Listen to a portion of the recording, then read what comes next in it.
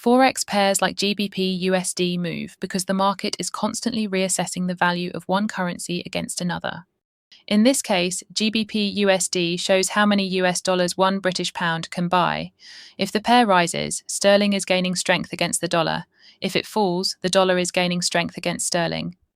The key thing to understand is that a move in GBP/USD is never just about one side of the pair, it is a relative trade.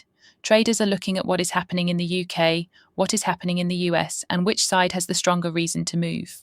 On the UK side, sterling can be influenced by inflation data, wage growth, economic performance, political developments, and expectations around the Bank of England.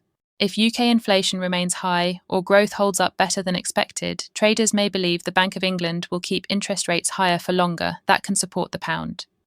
On the US side, the dollar is driven by Federal Reserve expectations, non-farm payrolls, inflation, Treasury yields, and overall market sentiment.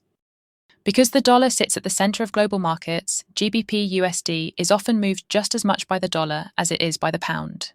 That means the pair can rise even if there is no major UK news, simply because the dollar is weakening. It can also fall even when UK data is steady, if investors are moving into dollars for safety. Interest rate expectations are one of the biggest drivers. If traders believe UK rates will stay higher than US rates, sterling can strengthen. If they think the Fed will stay more aggressive, the dollar can take the lead.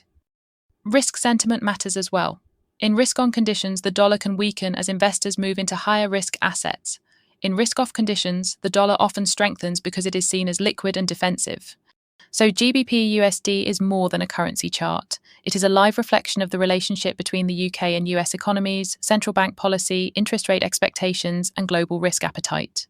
The price move shows what changed. The underlying driver explains why it changed.